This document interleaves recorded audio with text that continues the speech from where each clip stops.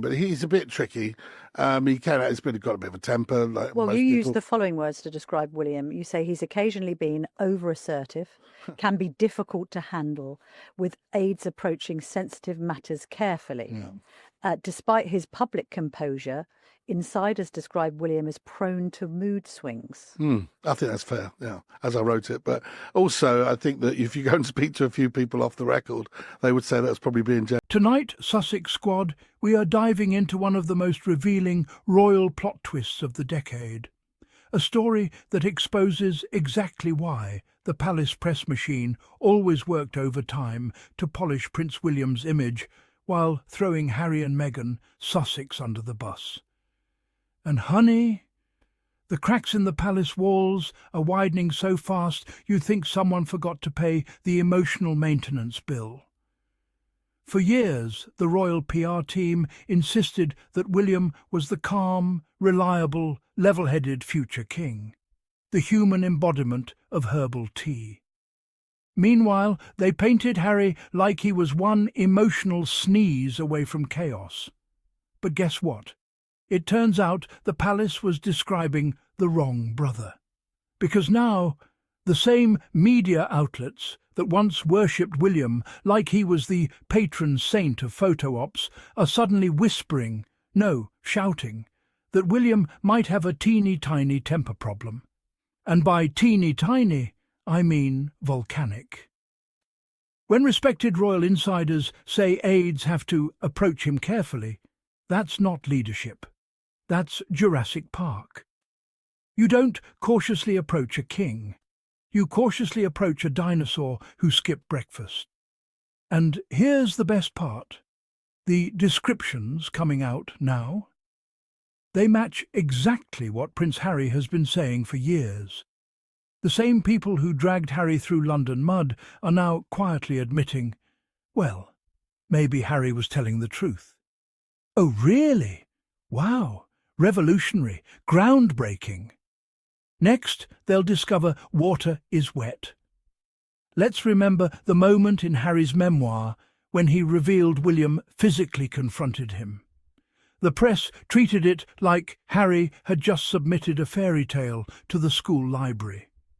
But now that multiple insiders are describing William with words like aggressive, combative, and hard to manage, suddenly the UK media is blinking like, wait, is this the same guy we've been protecting for 20 years?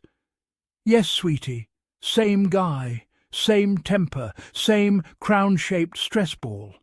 And let's talk about how the palace used to bend itself into pretzels trying to excuse William's behaviour. They called him strong-willed, determined, very passionate. Those aren't personality traits. Those are phrases HR departments use when they're afraid to say, this man is difficult. William wasn't passion-driven. He was tantrum-fueled. And palace aides reportedly had to tiptoe around him like he was a cranky toddler who missed nap time. Meanwhile, Harry? Cool, calm, level-headed. But the palace couldn't let the world see that, because then people might realise the spare had more leadership qualities than the heir. And baby, that does not fit the royal marketing plan. And then we get the reports about Kate allegedly having to manage his moods like he was a fourth child. A grown man, almost 40, being described in the same category as toddlers who refuse bedtime? Please. At this rate, Kate's real title should have been Chief Emotional Babysitter. And Palace PR acted like this was normal. Oh yes, the future king just needs a bit of managing now and then. Managing? Ma'am, if your grown husband needs to be managed, that's not a king. That's a group project member who does nothing but wants full credit.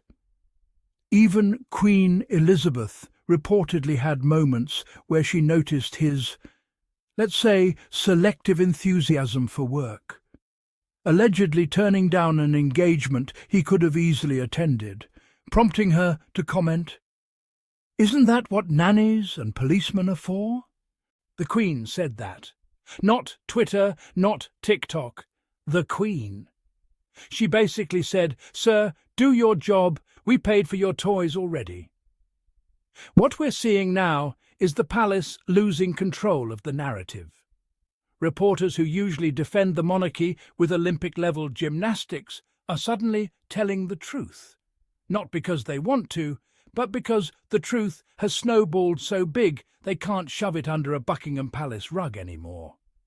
And honestly, about time. Those carpets have been hiding stories for centuries. Now compare that chaos to Harry, Mr. Stable, Mr. Service First, Mr. Emotional Intelligence. A man who left the institution to protect his family, built a new life, uplifted veterans, supported communities, and did it all without needing someone to check his mood every morning before speaking to him. But somehow the press made him look unstable for wanting peace. Make it make sense. And don't even get me started on how they treated Meghan Sussex. The woman could breathe oxygen, and the tabloids would turn it into a scandal headline. Meanwhile, William could allegedly shout at staff, ignore engagements, and send aides into weekly panic attacks. And the press would call it strong leadership. Oh, please. Meghan Sussex shows more leadership ordering coffee.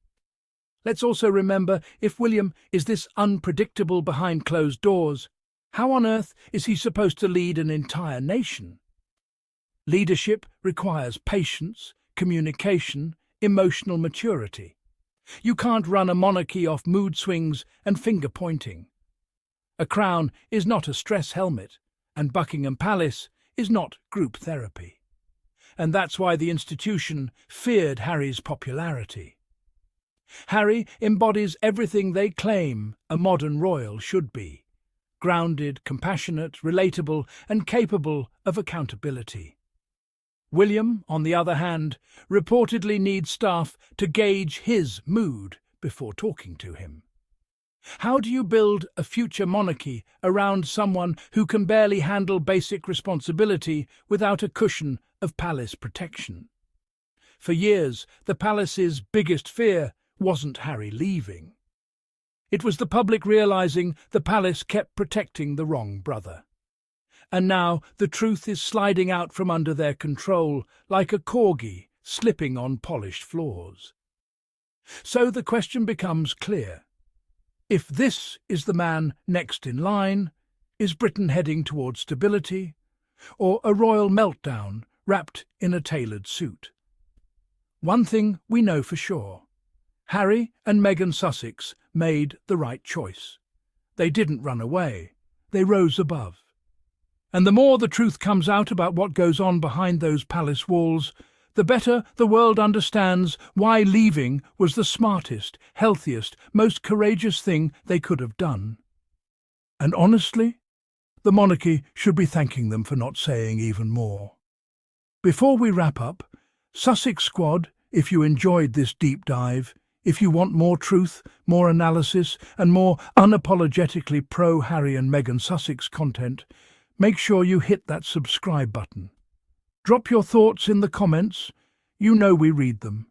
And if you want to support the channel, send a super thanks to keep these royal receipts flowing. Because here at the Sussex Squad, we say it loud.